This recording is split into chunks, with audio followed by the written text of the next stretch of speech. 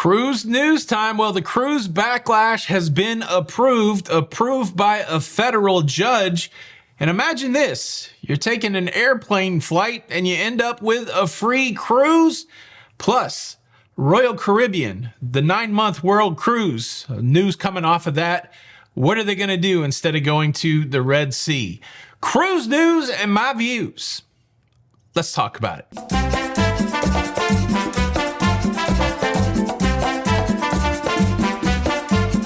Hey, what's up, everybody? Welcome to La Lido Loca. I'm your host, Tony, here with the latest cruise news and views for your face on the very first day of March the 1st.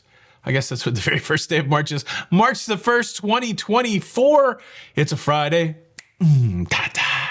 Thank God it's Friday.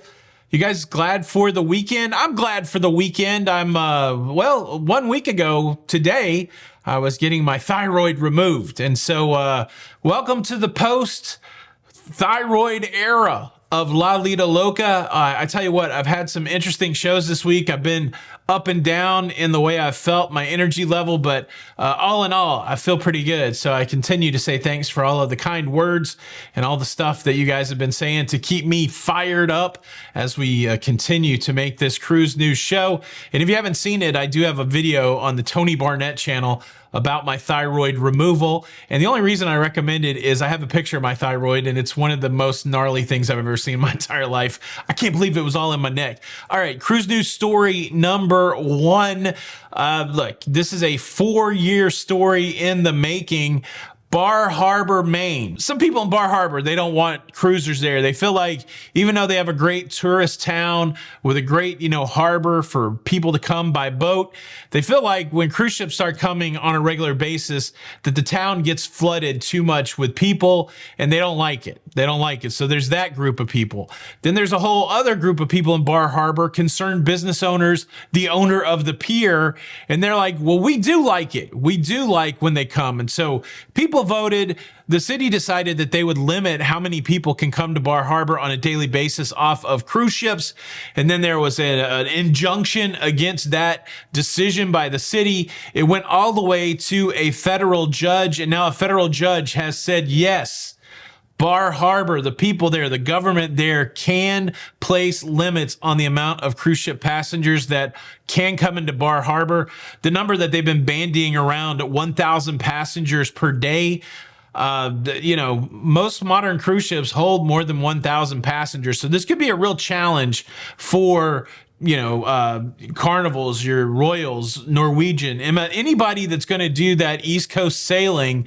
Bar Harbor might just become a place that's untenable, because what are you going to do if you got a 3,000 passenger cruise ship, which is kind of a medium-sized cruise ship?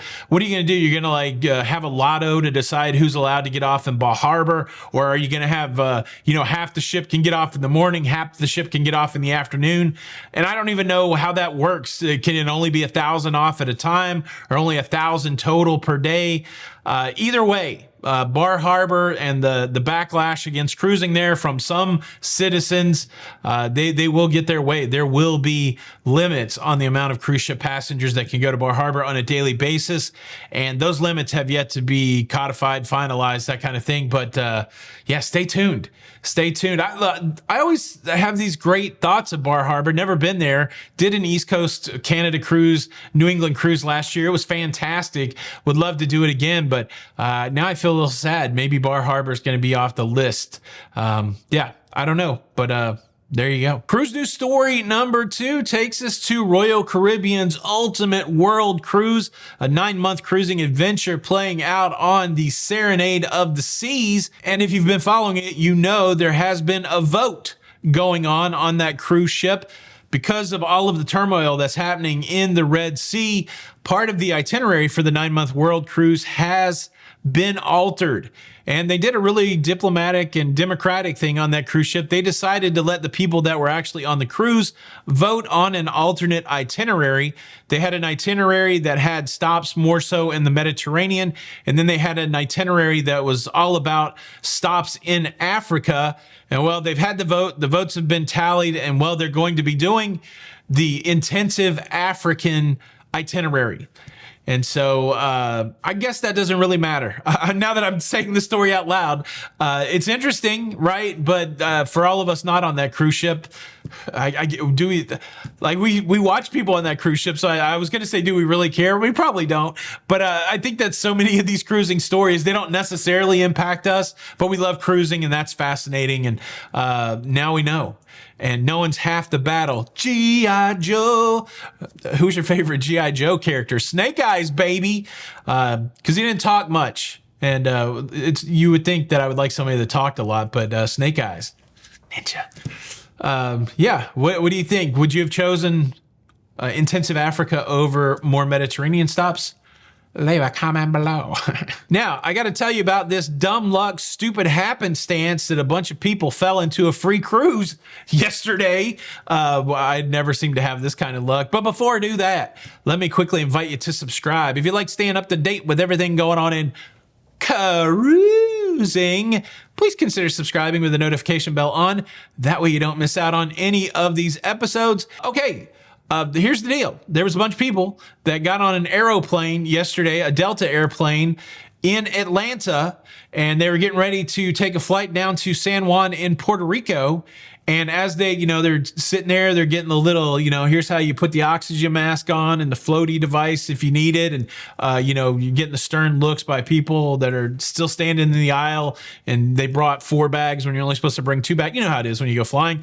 And all of a sudden, not only were the flight attendants on board and the captains and the gate attendant that sometimes comes and says, get off the plane, Sir Richard Branson, the Queen probably knighted Sir Richard Branson, the Queen of England. He comes on board and he says, you know what? I noticed that you guys are all going down to San Juan, and we just took over one of the Delta terminals here for our Virgin Airlines.